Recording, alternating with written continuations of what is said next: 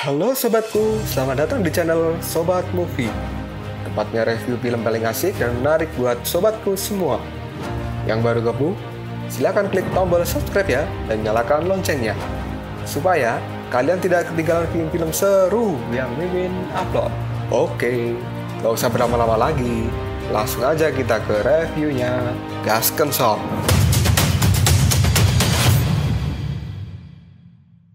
Hey, oke, sobatku terkeren, terkecil, terbaik, tersemuanya. Kita masih bersama Sobat Movie, channel alur cerita terasik sepanjang masa. Oke, kita lanjut bahas chapter 55. Nggak usah cacicot banyak bacot, kita langsung masuk aja ke pembahasan. Sun Wukong yang melompat kemudian masuk ke dalam puting beliung berwarna pink dan dia melihat Suyi ada di situ. Kemudian Sun Wukong pun kini berkata, "Bagaimana mungkin itu adalah dirimu?" Dan Suyi kini memanggil Sun Wukong. Sun Wukong. Kemudian Sun Wukong kini terkejut. Lalu dirinya berkata, "Apakah itu benar-benar kau, Suyi?"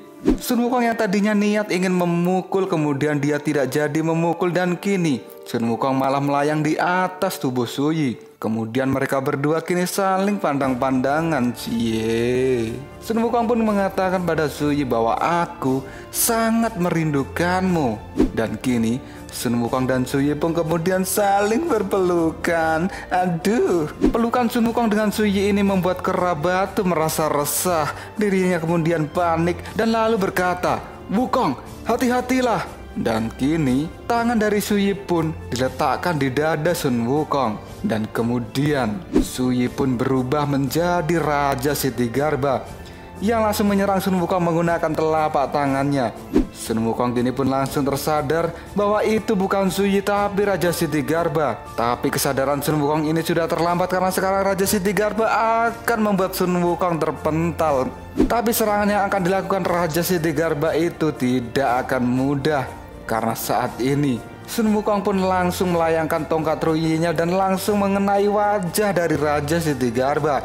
Kemudian Sun Wukong pun berkata, "Aku jelas tahu bahwa itu bukan Suyi, tapi aku hanya ingin melihatnya saja." Dan kini Sun Wukong serta Raja Ksitigarbha keduanya pun terpental karena mereka berdua sama-sama menggunakan kekuatan untuk saling menyerang. Kemudian Raja Ksitigarbha pun kini terguling-guling akibat pukulan tongkat ruyi yang dilayangkan ke wajahnya oleh Sun Wukong ini. Dan Sun Wukong pun kini masih dengan kuda-kudanya menahan diri agar dirinya tidak ambruk akibat pukulan telapak tangan yang dilakukan oleh Raja Ksitigarbha. Raja Ksitigarbha pun kemudian kini dirinya salto dan langsung berdiri kembali. Dan terlihatlah wajah Raja Ksitigarbha kini terluka akibat pukulan tongkat ruyi yang dilakukan oleh Sun Wukong. Sambil memegangi wajahnya kini Raja Ksitigarbha pun berkata, "Hehe, kalah dan menang itu hal biasa. Tapi dirimu Sun Wukong, kamu benar-benar raja keras sejati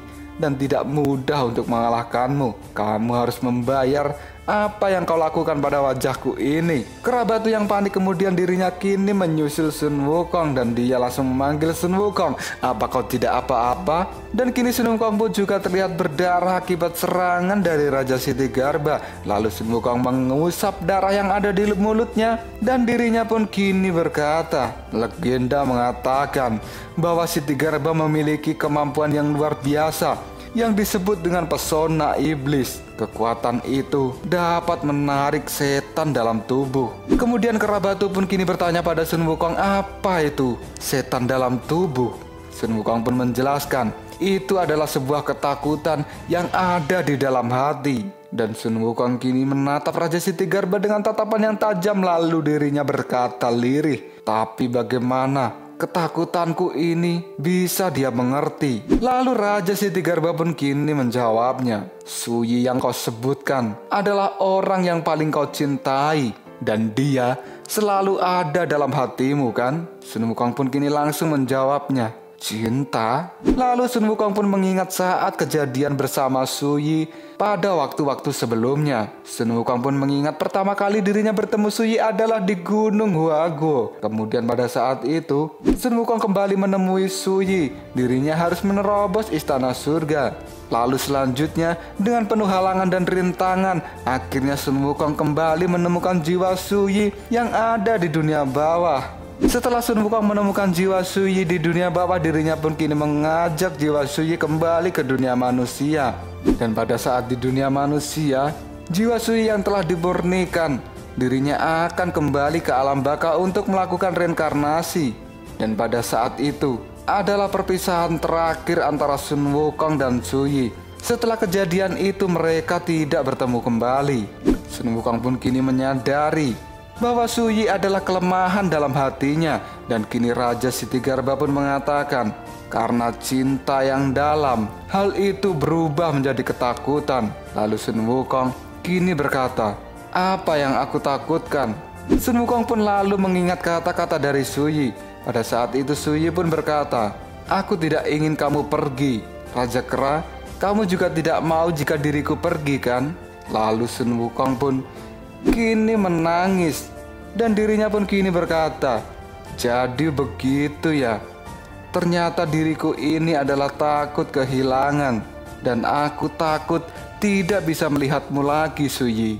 Kera batu yang melihat Sun Wukong kali ini menangis, dirinya pun langsung berkata, "Wukong, kamu itu harus menjadi sepertiku. Kamu tidak boleh bucin. Kamu juga harus cuek pada cinta. Maka tidak akan ada lagi yang kamu takutkan." Lalu Sun Wukong pun kini menjawabnya, kera batu, aku memiliki guru dan adik-adikku. Apakah aku bisa menjadi kejam tanpa cinta?" Raja Sitigarba pun kini melihat ke arah Sun Wukong dengan tatapan mata yang sangat merah. Kemudian Raja Sitigarba pun kini berkata, "Bahkan jika itu kejam dan tanpa cinta, maka pesona iblisku dapat menarik keluar iblis ketakutan dalam dirimu. Karena selain cinta, ketakutan juga bisa datang dari orang yang paling kamu takuti." Kata-kata dari Raja Sitigarba ini membuat Sun Wukong dan kera batu kini menjadi terkejut. Lalu Sun Wukong pun kini berkata, "Sun Wukong tidak takut pada langit, dan Sun Wukong tidak takut pada apapun. Bagaimana mungkin kau bisa membuatku takut, ha?" Dan kini Raja Sitigarba pun menyatukan kedua tangannya. Dan tiba-tiba saja Raja Sitigarba sudah menjadi Biksu Tong, orang yang paling ditakuti oleh Sun Wukong.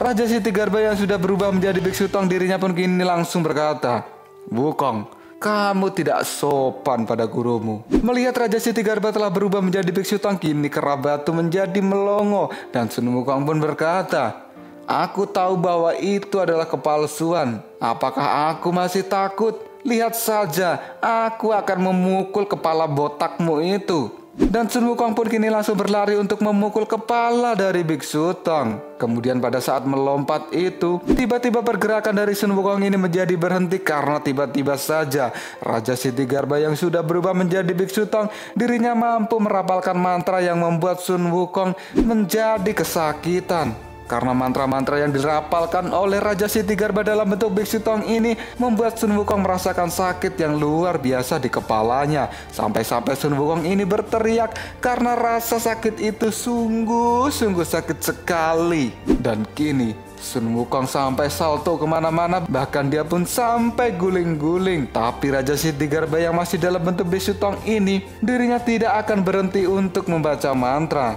Kera batu yang melihat Sun Wukong berguling-guling, dirinya pun kini menjadi panik dan lalu bertanya, "Wukong, bagaimana keadaanmu? Kenapa kau bisa menjadi seperti ini?" Biksu Tong pun berkata, "Tang Sanjang ini diubah sesuai dengan apa yang ada dalam pikiranmu, Sun Wukong. Dan perwujudan Tan Sanjang yang kulakukan tidak berbeda dari Tan Sanjang aslinya."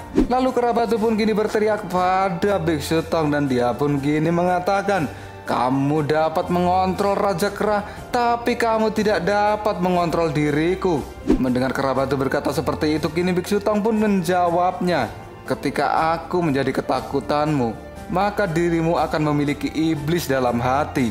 Dan kini Kerabatu pun dirinya melompat dan akan memukul Raja Sitigarbha yang dalam bentuk biksu tong. Kemudian Kerabatu pun kini merubah dirinya menjadi kera api.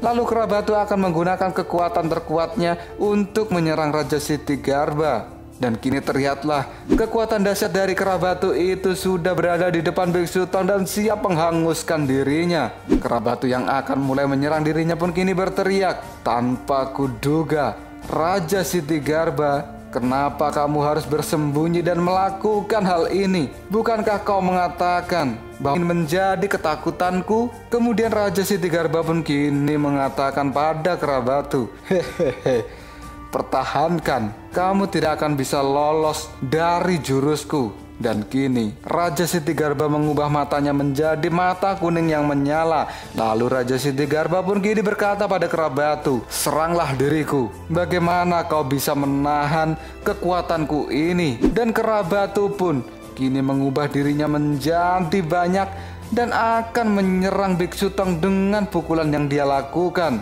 Kerabatu dengan kekuatan dahsyatnya akan menghancurkan tubuh dari Raja Sitigarbha yang dalam bentuk biksu tong ini. Lalu dari tubuh Raja Sitigarbha mengeluarkan cahaya kuning seperti cahaya pelindung. Dan tiba-tiba saja hal mengejutkan terjadi, karena sekarang jurus 1000 bayangan dari Kerabatu kini telah hancur dan berubah menjadi debu. Hal ini membuat Kerabatu menjadi panik dan kaget dengan apa yang telah terjadi. Dan tiba-tiba saja biksu tong pun kini melompat ke arah Kerabatu dan dirinya pun membuka tangannya sambil berteriak, monyet bodoh, kamu tidak akan bisa lolos dari kekuatanku. Berikan saja padaku kepalamu itu."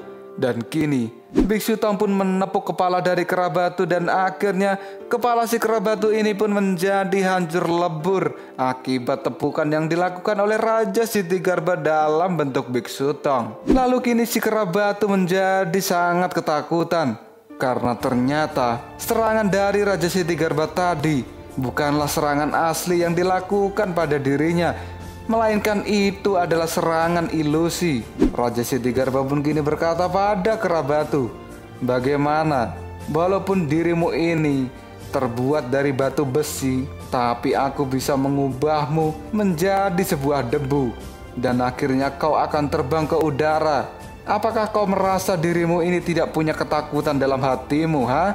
Apa yang kau lihat barusan itu adalah sebuah kesadaran yang aku sampaikan pada dirimu. Dan jika kau benar-benar menyerangku, maka takdirmu akan seperti yang kau lihat tadi." Mendengar kata-kata dari Raja Sitigarbha, kini Kerabatu pun berkata, "Tidak kuduga, di bawah pesona iblismu, aku juga memiliki iblis ketakutan dalam hatiku." Tapi Raja Sitigarbha menjawabnya, "Tapi apa?" Kerabatu pun mengatakan, "Bahkan jika takut, aku harus tetap bertarung." Dan kini terlihatlah tongkat Ruyi yang sudah berdiri, karena ternyata Sun Wukong pun kini akan kembali berhadapan dengan Raja Sitigarbha. Dirinya pun kini berkata pada Kerabatu, "Waktu kita hampir habis. Mari kita lakukan ini bersama-sama." Raja Sitigarbha pun kini menjawabnya, "Dalam pesona iblisku, kekuatanku lebih tinggi dari kalian. Siapapun yang datang untuk melawanku akan mendapatkan hasil yang sama, yaitu sebuah kekalahan. Kalian akan kalah. Kalian akan kalah." Mendengar kata-kata dari Raja Sitigarbha, Sun Wukong dan Kerabatu bukannya takut, tapi dia masih akan menantangnya. Dan kini Sun Wukong dan Kerabatu menyatukan tangan mereka, lalu mereka pun berkata, "Oke, mari kita bergabung untuk mengalahkan hantu tua ini." Lalu Sun Wukong pun mengingat kejadian saat dirinya bergabung untuk pertama kalinya dengan Kerabatu. Dia pun menghantamkan kepalanya pada kepala Kerabatu yang akhirnya membuat mereka berdua kesakitan. Penyatuan tubuh dari Kerabatu dan juga Sun Wukong pada saat itu terjadi kegagalan karena nama Sun Wukong tidak tertulis di dalam buku reinkarnasi. Lalu pada saat itu Raja Reinkarnasi dengan menggunakan darahnya sendiri, dia pun lalu menuliskan nama Sun Wukong di dalam buku reinkarnasi. Dan kini Sun Wukong pun akan mencoba untuk bergabung dengan Kerabatu. Kerabatu pun kini berkata, "Ayo Sun Wukong, kita lakukan. Dan Sun Wukong kini menjawabnya, "Baiklah, mari kita lihat seberapa kuat kekuatan kombinasi kita kali ini." Sun Wukong dan juga kerabat pun kini langsung berteriak, "Bergabung!" Dan tiba-tiba saja setelah mereka bergabung, kini muncullah sebuah badai api yang sangat besar. Bahkan badai api ini membuat Raja Ksitigarbha menjadi terkejut. Dan ini adalah wujud baru dari Sun Wukong yang telah bergabung dengan Kerabatu. Kini Sun Wukong telah terbang di tengah-tengah badai api yang sangat besar. Lalu Sun Wukong pun mengacungkan tongkatnya dan siap untuk melakukan serangan pada Raja Ksitigarbha. Kemudian Raja Ksitigarbha pun kini tersenyum lalu berkata, "Hehehe, mari kita lihat. Bisakah dua monyet yang telah bergabung ini untuk mengalahkanku?" Lalu kini Sun Wukong melompat dan dirinya pun akan menghajar Raja Ksitigarbha. Sambil melompat dan berlari menuju ke hadapan Raja Ksitigarbha, kini Sun Wukong pun mengatakan, "Kita tidak tahu apakah kita bisa menang atau tidak saat melawanmu. Karena yang kita tahu, kita tidak boleh kalah dan kita harus tetap menang." Dan ini adalah pertempuran sebenarnya yang akan dilakukan oleh Sun Wukong melawan Raja Ksitigarbha. Apakah Sun Wukong dapat mengalahkan Raja Ksitigarbha? Dan apakah kekuatan gabungan dari Sun Wukong dan Kerabatu ini akan menjadi sebuah kekuatan yang luar biasa? Tunggu aja jawabannya di next video. Koprol Sob. Tetap stay di channel Sobat Movie dan jangan lupa klik subscribe, like, dan share ke teman-temanmu agar channel ini dapat berkembang dan menghibur kalian semua. See you next tomorrow. Bye-bye.